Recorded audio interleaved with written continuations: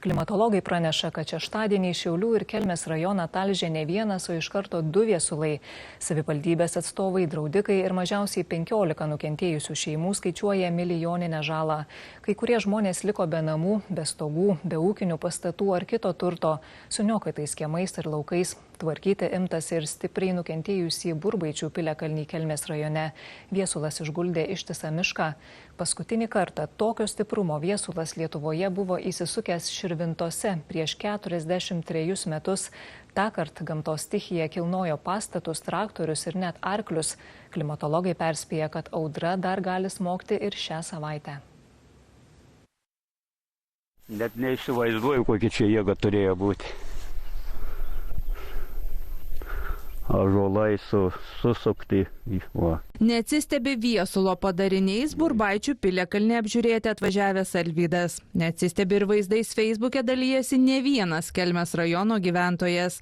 Šeštadienį viesulas laužė medžius it degtukus. Apie 4 dienos viesulas laužė ne tik medžius miške, vos už kelių kilometrų nuo čia jis jau sukosi senoje sodyboje. Žiūrėjom, kaip čia stogą nešu, čia atsisukęs uodna jau žiūrė, kad nebėra. O čia jau kita Kelmės rajono pusė, atstumas keliasdešimt kilometrų ir dar vienas namas be stogo.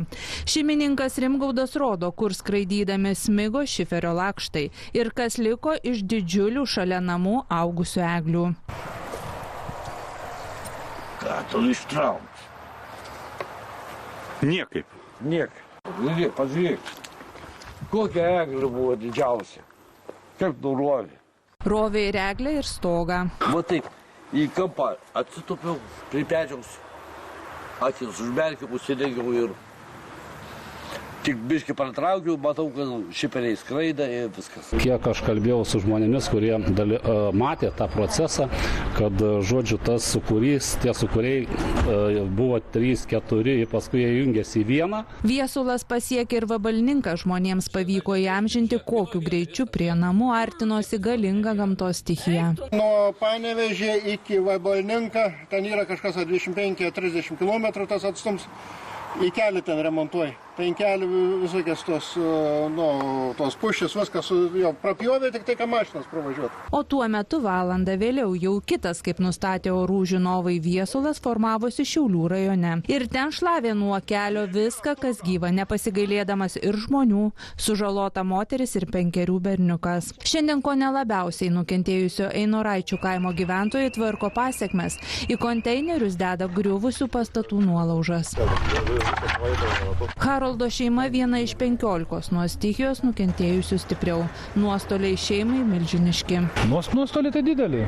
Nežinau, kiek čia tas kainuos atstatyti viską, net neįsivaizduoju. Namas mažiausiai 30 000. Mažiausiai. Nes ir sienas reikės nuardyti, per naują permūryti, medieną pakeisti, nes visas stogas yra pakrypęs, kaminas yra pakrypęs. Viską reikės praktiškai nuo pagrindų. O kur dar ūkiniai pastatai? Šiaulių kaimiškosios seniūnijos vadovas kartu su rajono savivaldybės atstovais apžiūrėjo viesulo padarytą žalą ir sako, kad gali būti, jog čia bus skelbiama ekstremali situacija. Pabaigę kalbėti su žmonėm, be abejo informuosiu merą ir aš manau, kad ekstremali situacija turi būti skelbiama, nes reikės tikrai lėšų nemažai ir manau, kad be vyriausybės pagalbos šiandien įsiversim. Nuostoliai, patikėkit, yra dideli, kai kur net namai nėra gyvenami šią minutę. Nebegalima juose gyventi, yra išjudintos sienos ir panašiai. Draudikai skelbia, žmonės patyrė milijoninius nuostolius. Vien tik viena draudimo bendrovė sako, ko ne kasdien gaunanti 100 žmonių prašymų atlyginti nuostolius. Šią akimirkai turime suskaičiavę, kad link 200 000 žala artėja.